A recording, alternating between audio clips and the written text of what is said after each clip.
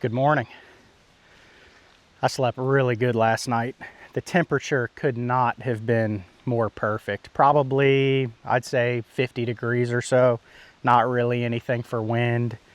That coupled with the fact that I have a little stream right next to where my tent was, where it meets a creek, making some awesome noise throughout the night. Just really put me to sleep, kept me asleep.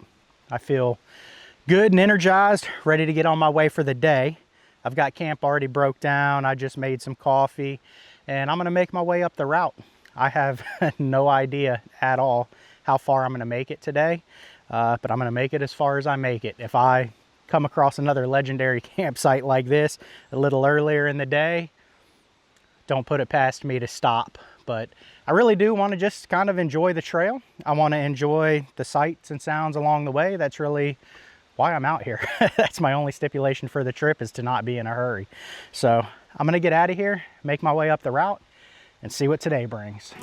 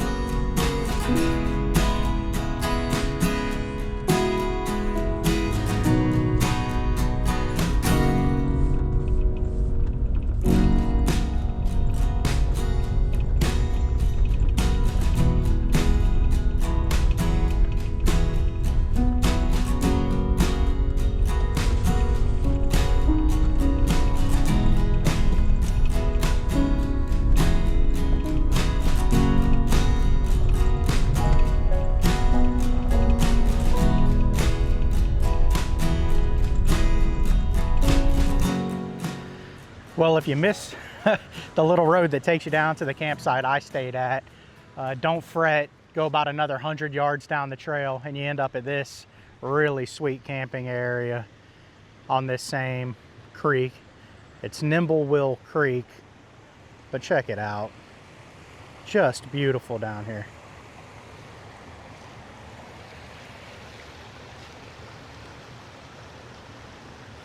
And as you can see, just ample flat space for tents, rigs if you have a rooftop tent. I mean, just a vast amount of space. You can get a lot of people down here. And like I said, this place here, I mean, the road is literally, you just saw it as I was panning the camera around. So you're not gonna miss this when you're descending down from Nimblewheel Gap. Plenty of opportunity for camping.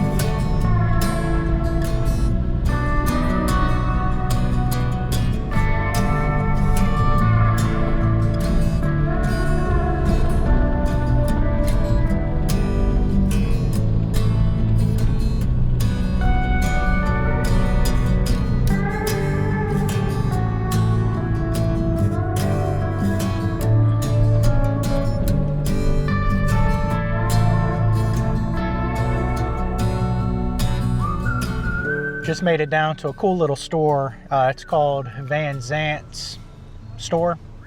Really neat little spot. You can get hot food. They sell like sandwiches, BLTs, things like that. Also a bunch of like homemade jams and jellies, candles, soap, all that fun stuff. Firewood if you need it, but it's $15 a bundle. So I'm probably going to do what I ordinarily do, what I actually did yesterday, and that is to find a place that's selling it alongside of the road. Most of the time you can find it for about $5 a bundle. So that's my plan. I've got one bundle of wood left. I can make that work for tonight, but I'm going to keep my eye peeled for a little bit more as I keep going. But it looks like the next stop is Suches, Georgia. I will tell you, there were ample camping opportunities after you saw my my little update at the one just past where I was. I marked a whole bunch of them along the route. A whole bunch of them. There's a lot of them that were similar to what I was at, you know, just kind of established. And then there was also a pretty long section that had campsites that were established by I'm assuming the Forest Service, but they were legitimate campsites. And there was a pretty decent section through there. It's the Blue Ridge Wildlife Management Area. A pretty decent section through there where you have to stay at designated campsites, but there were quite a few, probably about 8 or 10 of them. So I marked them all on my GPS, so if I come through here again, I know where they are. But anyways, I'm gonna head up the road and see what I find.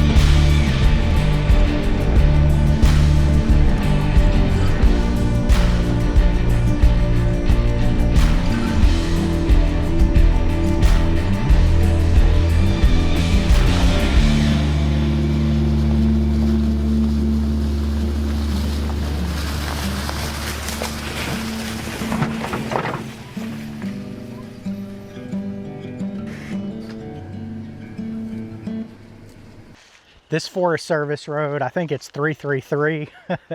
I'm not gonna lie, when I first came up to it, made me a little bit nervous. It's the first road I've come to so far that straight up says 4x4 only, and it was pretty gnarly at the very beginning. You can tell it's relatively dry here. There's a lot of mud holes, but unlike back home where you really gotta worry about bottomless mud holes, everything up here is pretty much has a rocky bottom. There's some deep ones, but I'm still kind of getting over that fear of bottomless mud holes. But anyway, so far it's been a really wild trail, a lot of fun. There's no indication on this route that things are about to get gnarly. You don't have a waypoint or anything. Just you'll be on a paved road. Next thing you know, it's like you run into. We're literally just pretty much for most of this trail, just driving through the woods. Very narrow. There's no turning around. There's no passing another vehicle, but it's a lot of fun. This is my kind of riding. But anyways, I've made it to where apparently if I go this way, down this trail here, you see that those diamond blazes, there's a swinging bridge. Down there is the Tacoma River. So I'm gonna make my way down there and check out what's marked on the GPS as a swinging bridge. So let's go see it. Yes, indeed. This thing is legitimate. Check it out.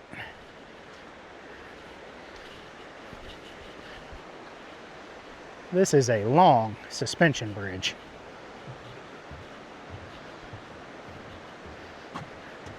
It's pretty trippy. It's like swaying as I walk on it.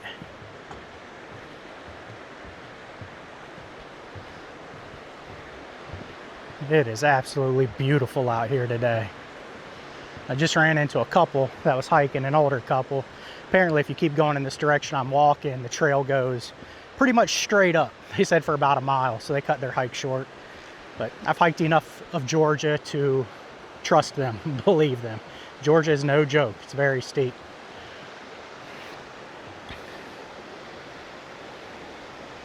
So pretty out here today.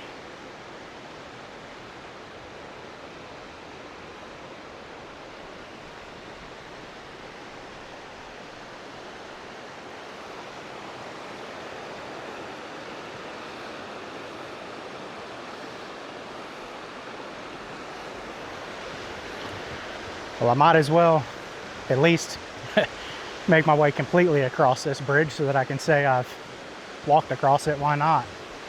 This is really cool though. I didn't expect it to be anywhere near this cool or this big.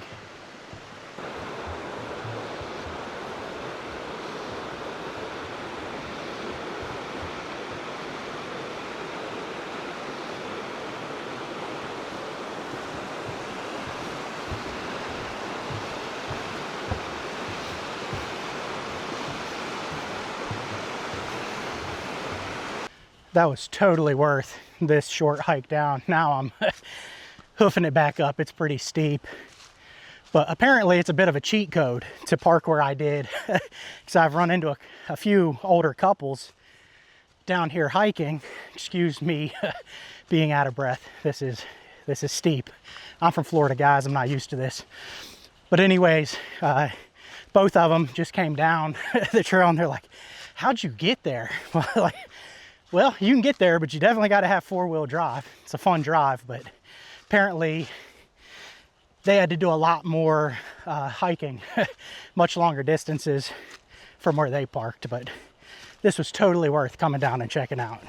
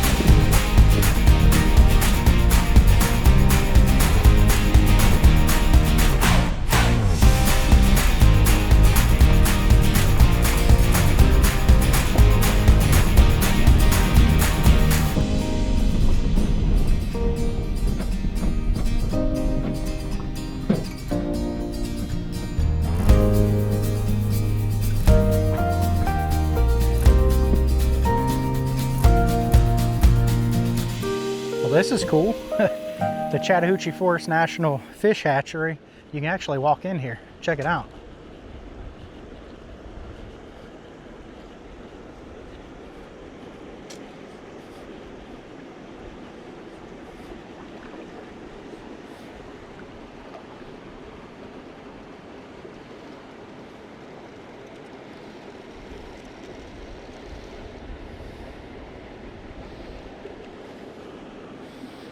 That's a lot of fish. That's really cool.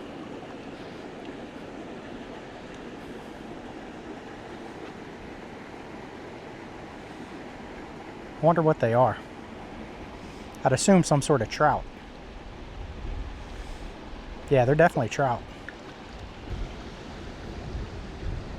Different size fish in these different holding areas. These ones over here are the biggest ones I've seen so far. About twice the size of those first ones I saw. There are a lot of them.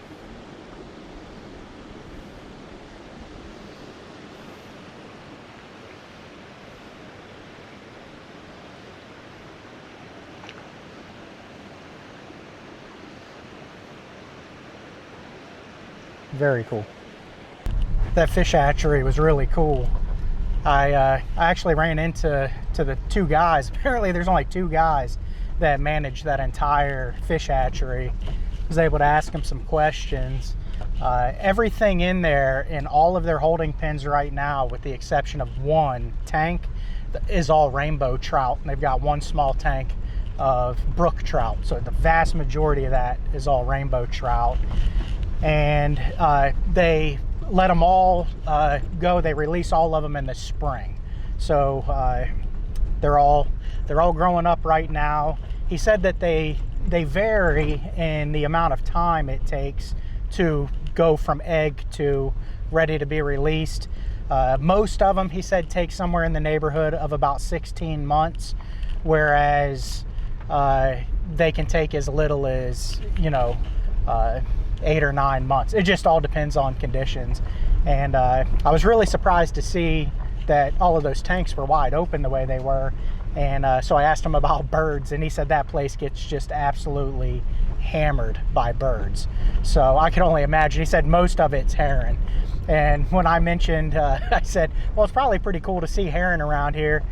He didn't look like he was very impressed to see heron. He just, probably because they're eating all of his hard work. But anyways, really interesting. 350,000 fish in there right now. He said they're getting ready to get 350,000 more eggs from somewhere in Tennessee to get started with. And then he said, like, I guess in a few months they're going to get another 250,000 eggs. So pretty crazy number of fish.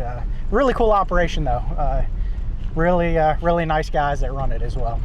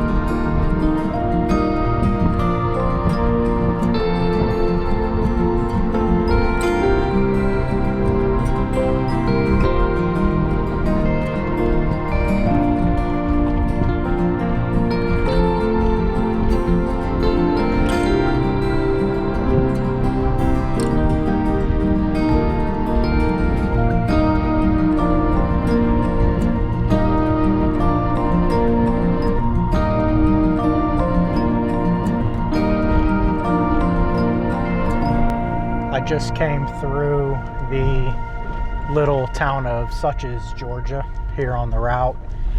And now I am officially on the second part of the route, the second of 3.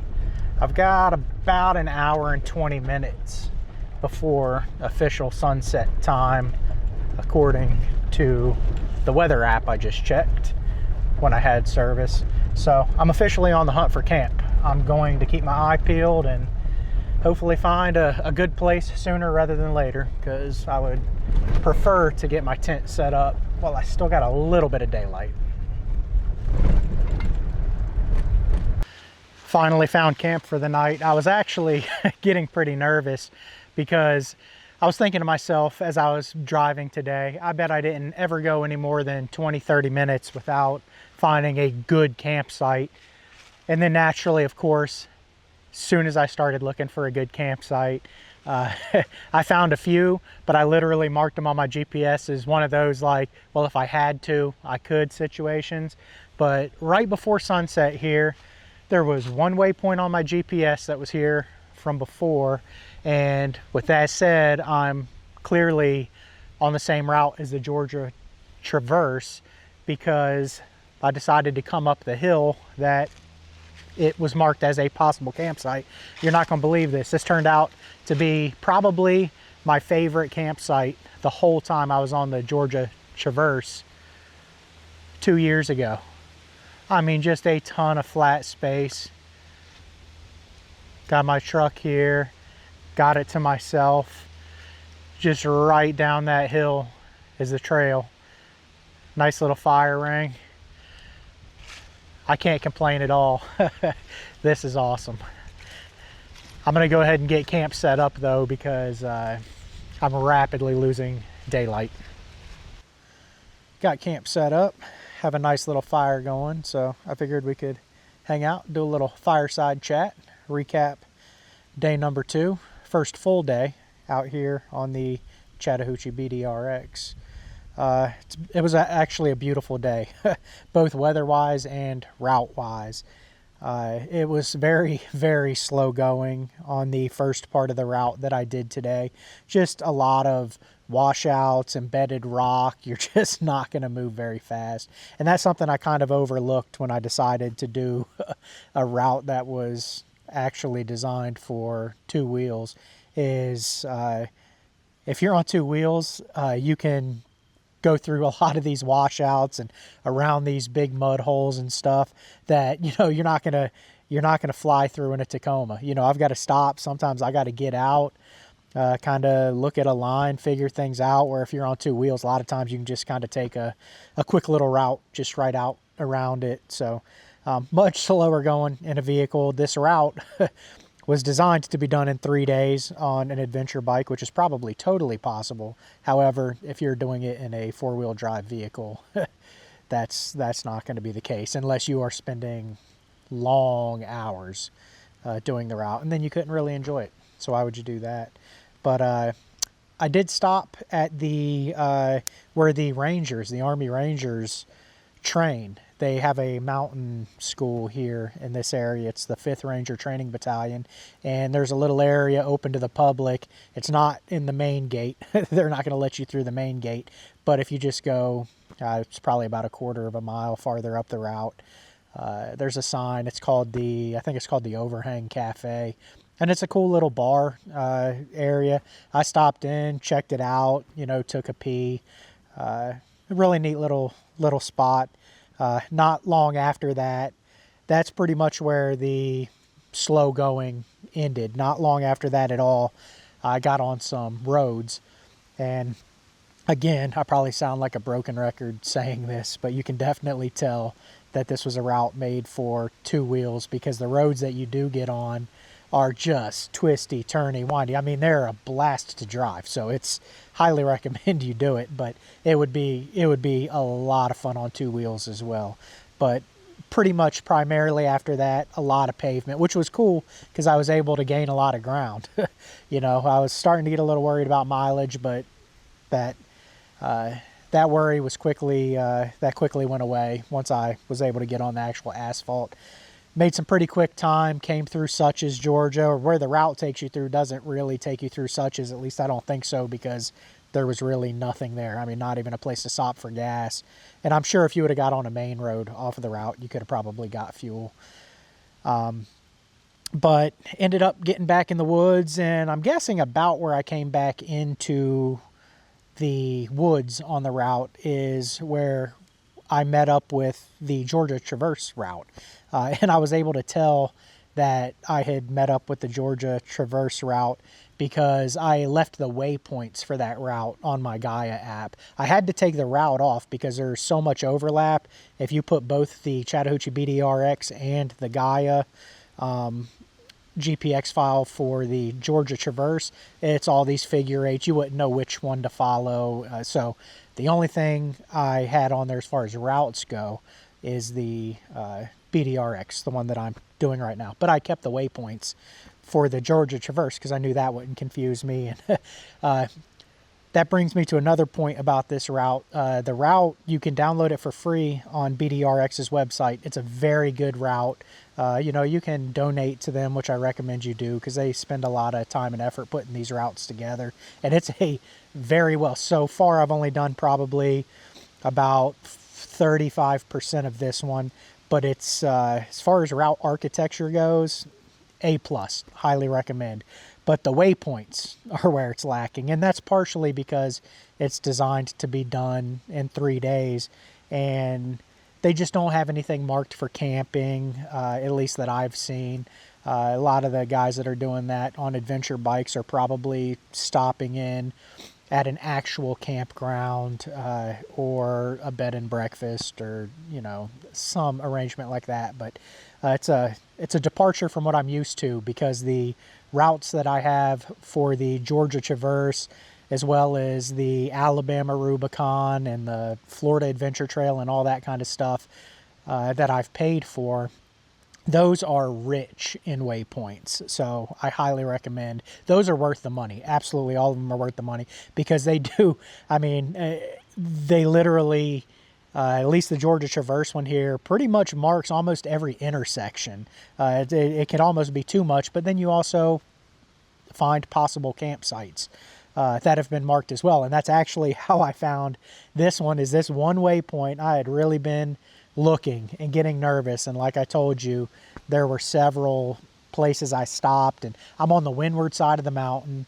At least I was when I was coming up. Now that I'm starting to go down, I'm a little more protected, but everywhere I stopped, it was windy and cold and barely any room for my truck, and literally right on the route. And it was just like, man, if I had to, I could. But I found this one lonely waypoint up here, and as soon as I got close enough, I clicked on it, and it said possible campsite, and the little kind of slough that you come up to get to this campsite looked familiar, and I said, there's no way. You got to be kidding me. And sure enough, made it up the hill, and man, was I pleasantly surprised. So, like I said, this turned out to be one of my favorite campsites on all of the Georgia Traverse that I stayed on 2 years ago. Probably not quite as legendary as last night's campsite, but the fact that I sort of accidentally ended up here tonight is awesome in and of itself. But anyways, I'm just going to hang out here, have a little bit of food. I stopped at Conecuh Sausage on the way up. You know, that's a mandatory stop for me. Stop at their at the mothership there, and pretty much loaded up on cracked black pepper sausage, as well as their Big Chief hot dogs. Just been roasting that stuff over the fire and living on that. It's been good. Haven't got tired of it yet. But anyways, I'm going to go ahead and eat some food, just chill here by the fire, and get some sleep. I'll see you in the morning. Good morning. Had just another incredible night of weather for camping. Same thing that I've been dealing with so far on this trip, and that's lows down in probably the high 40s, maybe even the low 50s. It might not even have dipped down into the 40s. Couldn't tell you for sure, but it was very comfortable sleeping weather. The plan for today, I want to make my way down into Helen. I remember when I stopped here when I was doing the Georgia Traverse a couple years ago, that I was able to make it down into Helen from here on that day, and I'm going to try to do that today. Now, I don't know if it's going to be this morning, could be this afternoon. I remember getting there relatively early on the route I was doing before, but on this route, sometimes you'll just be making good time, like, oh man, cool, I'll be there in 45 minutes. And then, you know, the route's like, oh, just kidding, down to 3 miles an hour for an hour and a half, crawling through some washed out stuff. All of it's fun, so it doesn't really make a difference to me, but who knows, depends on the route as to what time I can make it down there. But I really need to get some more fuel. I've got about a half tank of fuel, a little more than a half tank, and then I've also got another container with about 6 gallons in it, so I'm not overly concerned. I could definitely not stop in Helen and go down to Dillard, which is where the next section of this loop sort of intersects a town. I could certainly make it there, but I'd like to stop. I really want to get some more water, need to get some more hot dog buns. Also, would like to get some more firewood too. Pretty low on firewood, so it'd be a good stop. Gonna try to make it down to Helen, and it's a cool little town. So anyways, I'm gonna finish loading up here. I've already got camp broke down. It's pretty obvious. I did put my tent in the same place last night right over here that I did the last time I was here for the sake of nostalgia, but I've got it all loaded up now, so I'm going to get my coffee poured into the old Yeti and get on the road. Looking forward to seeing what today brings.